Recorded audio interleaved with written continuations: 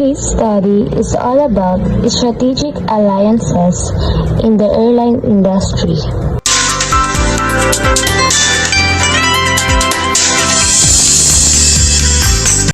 Let us explain first the word strategic alliances. A strategic alliance is an arrangement between two companies to undertake a mutually beneficial project while each retains its independence.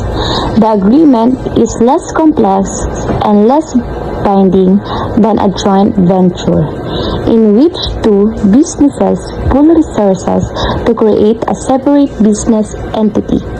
A company may enter into a strategic alliance to expand into a new market, improve its product line, or develop an edge over a competitor. The arrangement allows two businesses to work toward a common goal that will benefit both. The relationship may be short or long-term, and the agreement may be formal or informal. And that's the meaning of strategic alliances. And now, we are going to explain strategic alliance in airlines. An airline alliances is an agreement and between many airlines to work together to share flying routes, resources, and extended reciprocal benefits to one another. Frequently, flyers, members of airline alliance, is to work together, share everything, flight routes, airport lodges, ground crews, and even the booking system. An alliance benefits the airline financially, but it also helps travelers by providing routes to move places in the world without you having to book separate flights. The airline sector has a long history of working in partnership exemplified by the International Air Transport Associations, IATA, annual conferences, and bilateral agreements which split markets equally between pairs of national airlines. Under the auspices of IATA, on a global scale, a tradition of cooperation between airlines was built up and on individual routes. Cooperation has commonly included revenue, pooling agreements between the carriers operating a route. Airlines have, in recent years, rushed to form alliances in the fear of being left behind. And this stage has now been reached where the international airline sector has coalesced into three large alliance groupings: the Star Alliance, One World Alliance, and the Sky Team Alliance. Each of the alliances contains one of the large American so-called legacy airlines.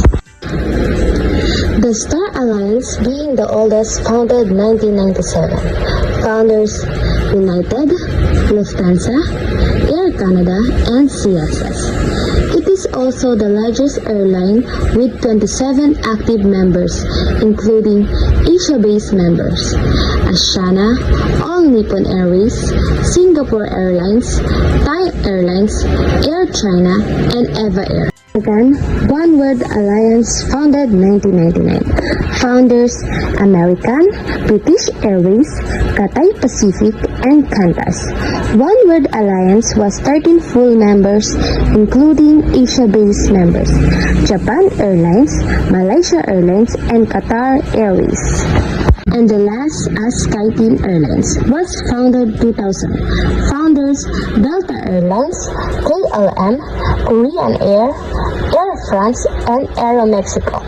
Among 19 members, including Asia-based members: China Eastern, Garuda Indonesia, China Airlines, Vietnam Airlines, and Xiamen Air. These airlines alliance are commonly referred to ex-Victory Alliance, which influenced the global aviation and travel history. It is not only the number of airline alliance agreements being made that is significant, but the deepening relations between partners in these alliances. The alliances are no longer mere loose arrangements between a couple of carriers to share flights, codes, and cross-sell tickets.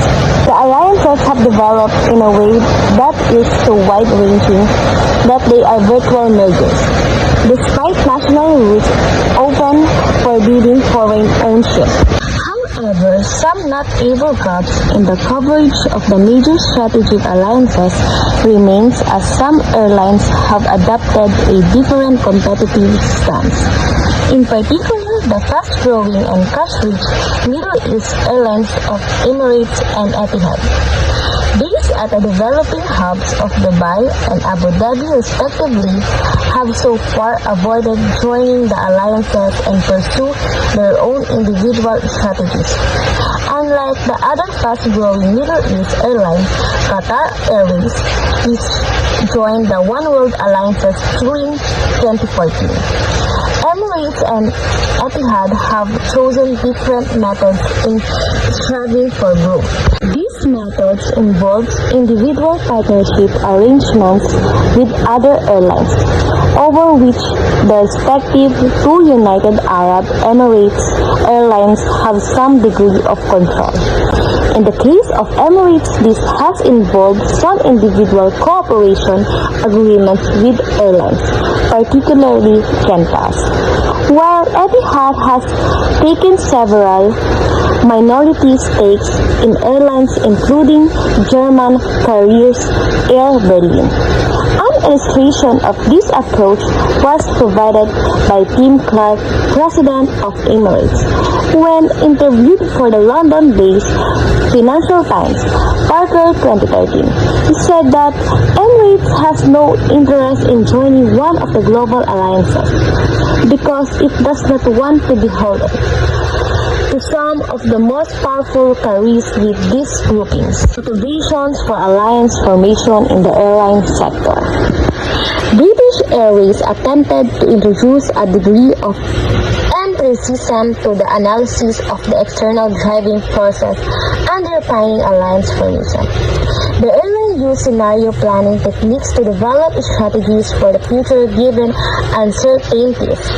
In the macro environment, more than 1996 scenarios representing possible future were developed which sought to identify the key driving forces shaping the world economy and in turn the airline industry as their starting point.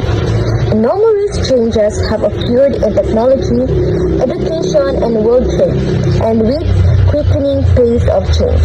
These four forces have combined and manifested themselves in the form of information revolution, economy, construction, and global competition, representing major environmental shifts making existing strategies vulnerable.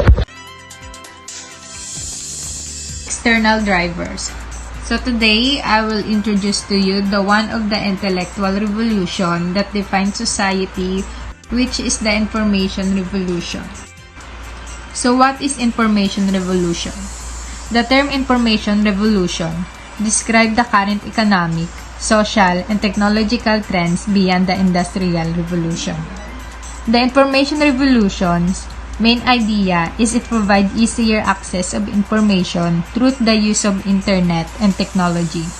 Throughout the past years, it was involved and improved by the professionals for the users to conveniently obtain while they do other activities. According to Foon, 1993, in the 1960s and 1970s, information technologies mainly played a facilitating role in international tourism, creating mass, standardized, and rigidly packaged tourism but merely facilitating its development. The U.S. Airline Deregulation Act of 1978 introduced airlines operating in the USA to a new world of competitive threats and opportunities. Economic restructuring through the philosophy of economic disengagement by governments in many parts of the world has, over the last few decades, had a major impact on airline industry structure. This philosophy influenced by the widespread adoption of the theory of contestable markets, which advocated the removal of restrictive market entry barriers from the early 1980s. So, Baumol 1982 manifested itself in the forms of deregulation and privatization. The Chicago Convention of 1944 established the bilateral system of air service agreements between pairs of national governments, which have since governed international air transport. The international market that developed was characterized by national airlines from each country serving routes, airlines charging the same fares and often sharing markets and revenues. So, some bilateral agreements also stipulated conditions governing responsibility for such market as ground handling. The term of the bilateral agreements reflected the negotiating power and current aviation policies of the countries involved. The resulting productivity was often low and costs were high. OECD 1997. According to Duganis, 2009, requirements for designated airlines to be owned by national of the state involved are common to the airport congestion and slot allocation practice often further affected market entry. Evidence is mounting, however, that the removal of bilateral agreements and similar intervention barriers can reduce fares. Liberalization, privatization, foreign ownership, and transnational mergers will have a major impact upon the future structure of the airline industry, but many regulatory and ownership barriers remain in force worldwide. As a result, alternative methods of strategic development, namely internally generated growth and mergers and acquisition, are often precluded as viable growth strategies for international airlines, and consequently the formation of strategic alliances has been, in many cases, the only available form of market entry. The topic is all about internal drivers. The internal driving forces are those kinds of things, situations, and events that occur within an organization and basically under the organization control. Risk sharing. According to Porter and Fuller, in 1986, the strategic alliances are seen as an attractive mechanism for hedging risk because neither partner bears the full risk and cost of the alliance's activity. It can developing new or existing routes, for instance, become far less risky if the partners operating the routes have firmly entrenched marketing strengths in the two markets at either ends of the routes. The need to spread the cost and risk of innovation has increased as capital requirements for development projects have risen. Economies of scale, scope, and learning. Economies of scale exist where the average cost per unit of output declines as the level of output increases. Empirical evidence reveals little evidence of economies of scale, however, except for the smallest operators and specific areas such as marketing. A prime driver for alliance formation is for airlines to achieve cost economies, which can be categorized as economies of scale, scope, and experience. Access to assets, resources, and competencies. Alliances can thus offer relatively easy access to a route through allowing access to a partner's assets, which may have been established over prolonged periods and which may have been protected by government intervention. In the Appendix 3, the regulatory framework of bilaterals and landing rights and the convention at certain airports means that airlines possessing licenses to operate on a route and slots at congested airports have important and marketable assets that are attractive to alliance partners. Shape competition. Strategic alliances may therefore be used as a defensive ploy to reduce competition since an obvious benefit of strategic alliances is converting a competitor into a partner.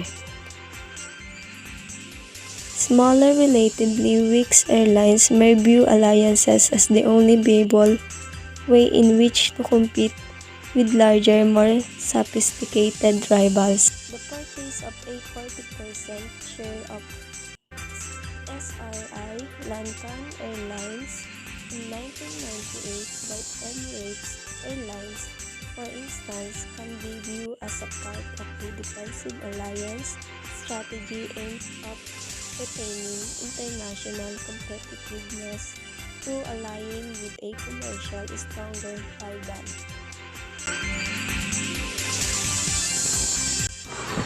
Alliance structure and scope. Considerable time and effort may be expended in developing the structure and scope of an alliance. According to Modes in 1997, the unique nature and operating environment of the airline sector dictates that alliance must be structured around diverse requirements. Determining the structure and scope of an alliance requires detailed consideration of issues across a broad spectrum. Moncler, 1997.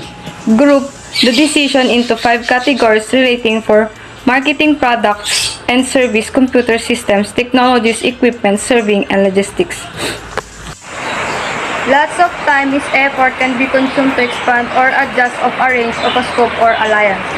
The strange or individuality or environment or individuality or operating environment in a strange creation or operational or adjustment of details and consider that bulk issue in total across a wide classification will be done by a group and decide on 5 categories which comprise a product and marketing that serves using computer system technology equipment that serves to be logistics.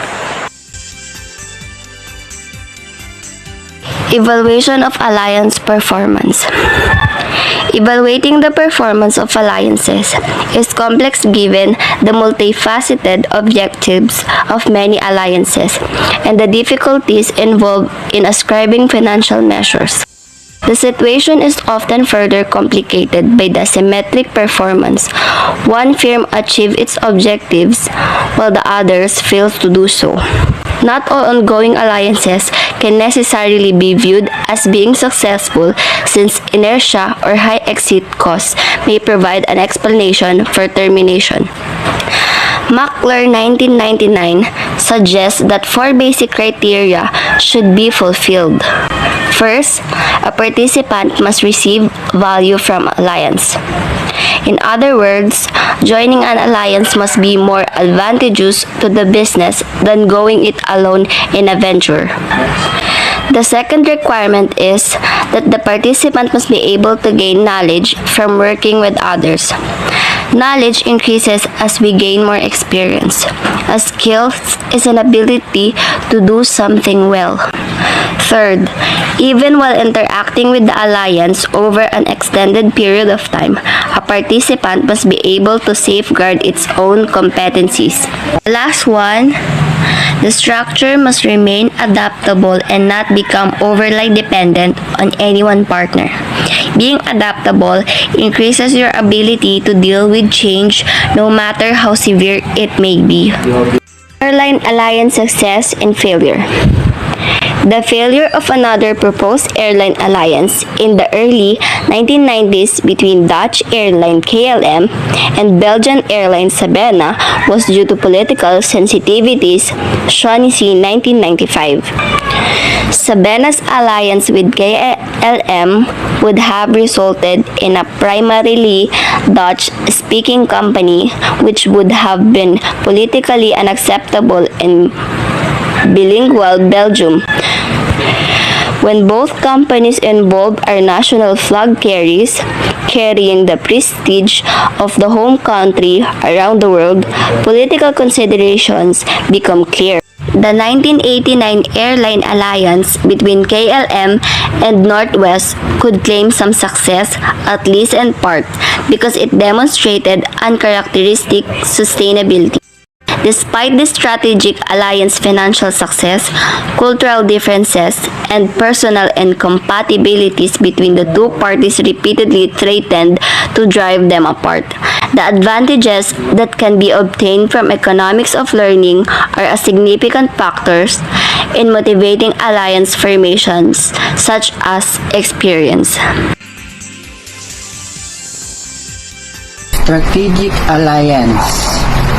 Strategic alliances are cooperative relationships between two or more independent organizations designed to achieve mutually beneficial goals for as long as are economically variable.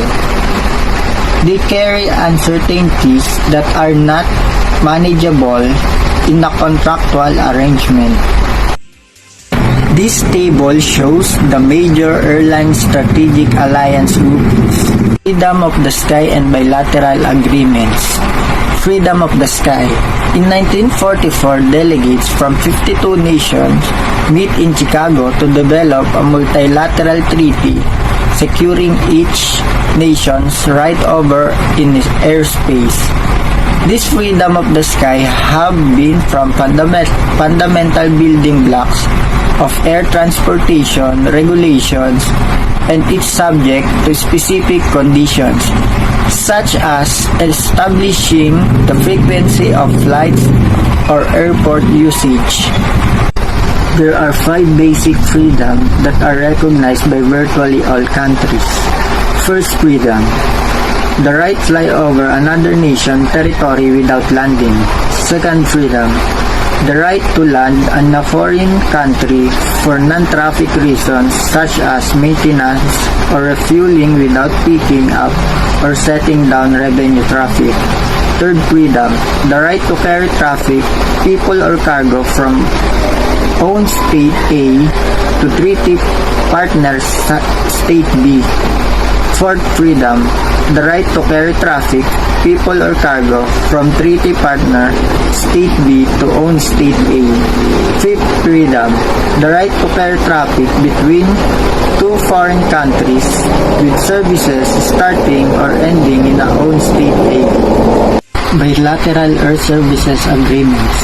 International air transport services are regulated by bilateral air services agreements or ASAs between states. When negotiating ASAs, states generally wish to secure that the right exchange with their partners will benefit the air carriers of both but not air carriers of other states who are not parties to the agreement and thus not providing reciprocal rights. The simplest way to reserve rights for air carriers of the parties is for each party to restrict designation to air carriers majority owned and effectively controlled by the party. At the same time, restrictions are also reflected in national laws of the parties.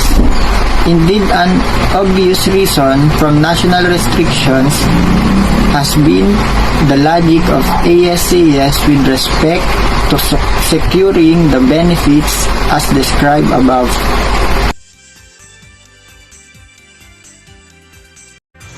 Appendix 4. Ownership of airline equity stakes. Investors: Delta stake 49%, company Virgin Atlantic comments $360 million purchase in 2012. Investors: Air France KLM stake 100%, company Air France 26%, Kenya Airways 25%, Alitalia 20%, Air Cote d'Ivoire 12%, Air Corsica 7%, Air Tahiti 3%, Air Mauritius 3%, Royal Air Maroc. Comments: Air France KLM is the Paris-based holding company formed in 2004. Investors: Etihad stake 10%, company Virgin Australia 25%, Air Berlin 40%, Air Seychelles 3%, Aer Lingus Investor IAG, stake 100%, British Airways Iberia, stake 2.3%, Air Mauritius 0.95%, Royal Air Maroc. Comments: IAG is the holding company based in the UK. Investor Lantam, stake 100%, TAM Airlines Company, TAM Airlines, LAN Airlines. Comments: is the holding company based in Chile.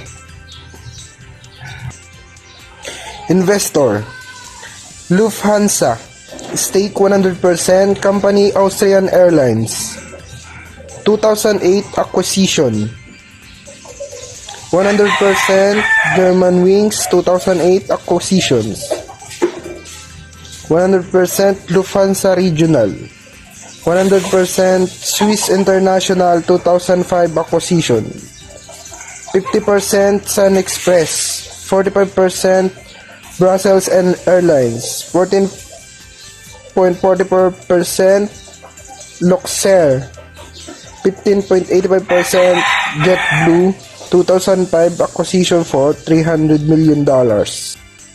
Appendix 5. Reason for foreign ownership restrictions. National air carriers were predominantly government-owned and controlled. National air carriers were considered as key strategic assets. National security concerns about the foreign control and strategic assets. The intention to make aircraft readily available when needed for the purposes of national defense, emergency needs of providing air services for public interest. For example, to from remote areas of the country. Market access rights, especially cabotage, were reserved to national air carriers. Labor issues such as the concern that foreign investors may not maintain the same labor standards.